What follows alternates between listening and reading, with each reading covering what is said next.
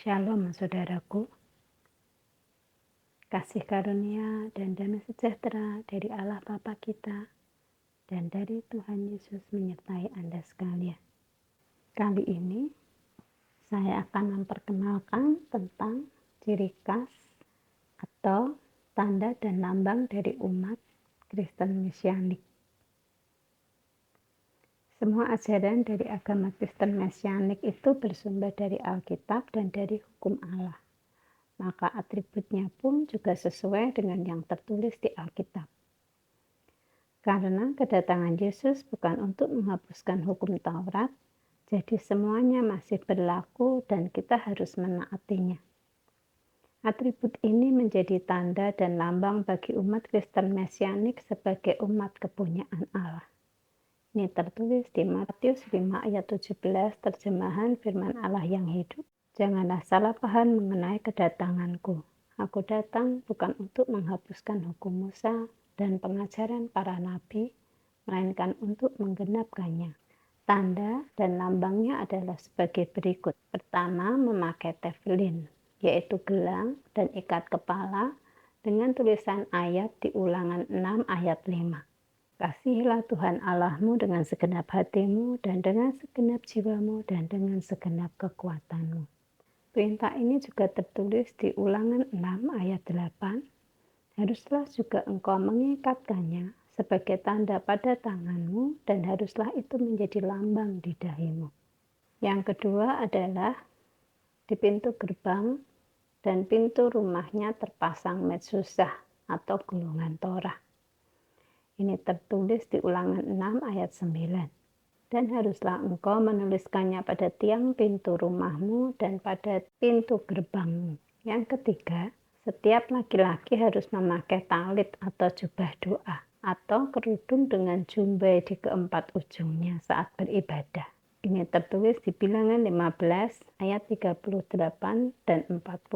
Berbicaralah kepada orang Israel dan katakanlah kepada mereka bahwa mereka harus membuat jumbai-jumbai pada pungka baju mereka turun-temurun, dan dalam jumbai-jumbai punca itu haruslah dibubuh benang ungu kebiru-biruan. Maksudnya supaya kamu mengingat dan melakukan segala perintahku dan menjadi kudus bagi Allahmu.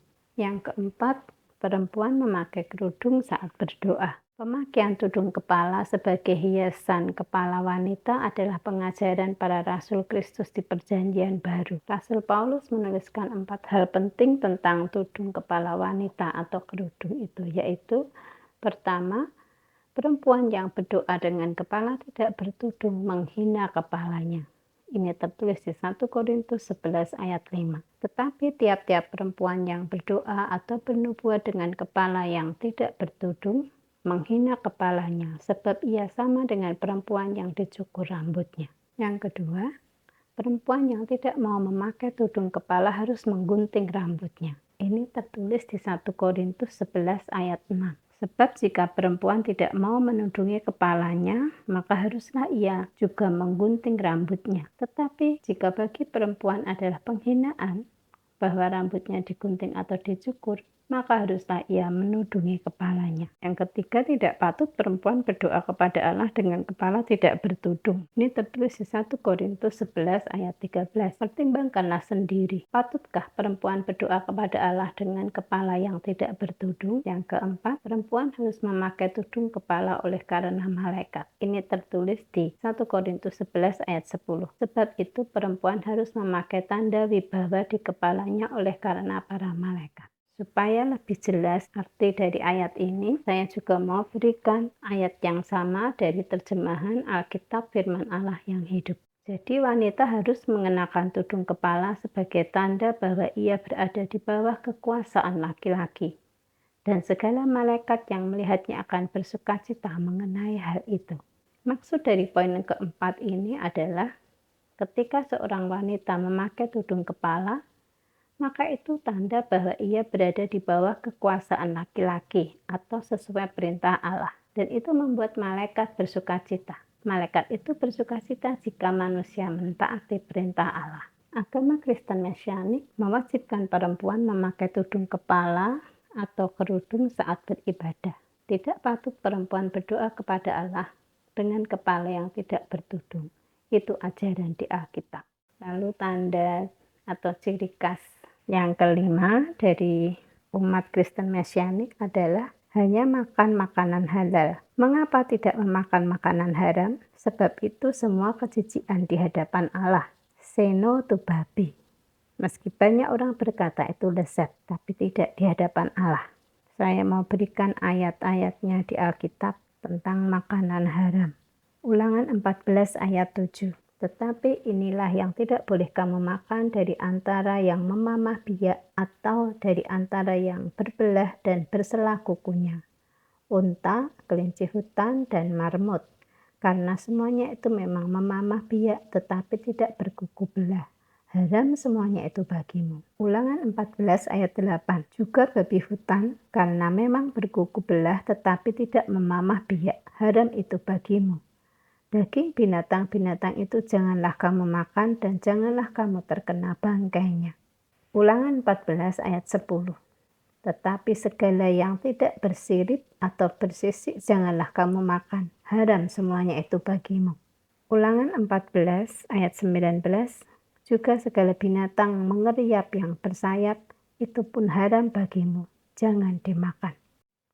Bukan hanya hati yang harus dijaga kekudusannya, tapi tubuh juga harus dijaga. Sebab Allah kita itu kudus, dan Dia memerintahkan kita untuk menjadi kudus. Ini tertulis di Imamat 11 ayat 45. Sebab akulah Tuhan yang telah menuntun kamu keluar dari tanah Mesir, supaya menjadi Allahmu. Jadilah kudus sebab aku ini kudus. Lalu ciri khas yang keenam adalah beribadah di hari Sabat. Perintah ini tertulis di Keluaran 31 ayat 14. Haruslah kamu memelihara hari Sabat, sebab itulah hari kudus bagimu.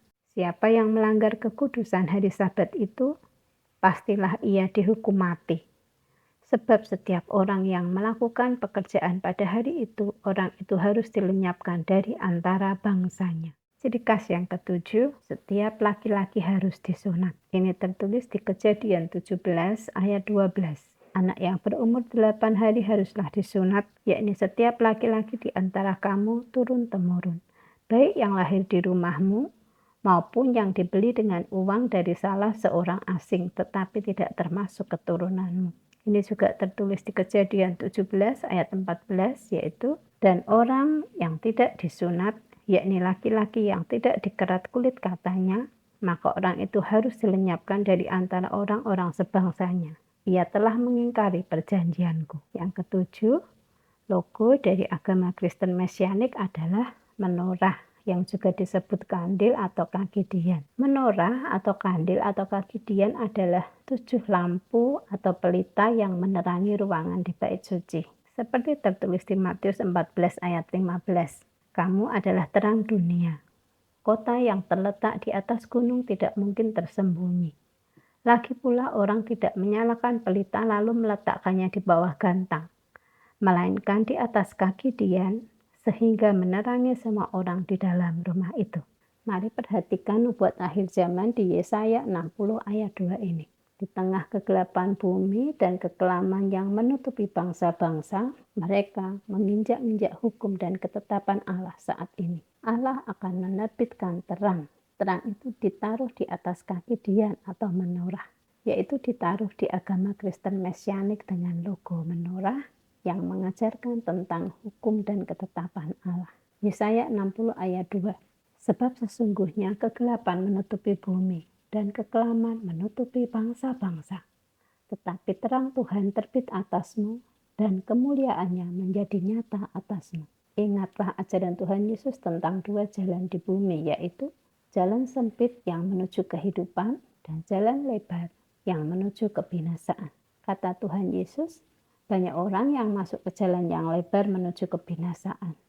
Dan Tuhan Yesus tidak bohong. Ini tertulis di Matius 7 ayat 13-14. Masuklah melalui pintu yang sesak itu, karena lebarlah pintu dan luaslah jalan yang menuju kepada kebinasaan. Dan banyak orang yang masuk melaluinya, karena sesaklah pintu dan sempitlah jalan yang menuju kepada kehidupan. Dan sedikit orang yang mendapatinya. Akhir kata saya mau sampaikan, melakukan hukum Allah di bumi itu tidak berat asal dilakukan dengan dasar mengasihi Allah. Karena kita ingin menyenangkan hatinya. Ya dan amin. Mazmur 119 ayat 174. Aku rindu kepada keselamatan daripadamu, ya Tuhan, dan Tauratmu menjadi kesukaanku. Terima kasih, Tuhan memberkati.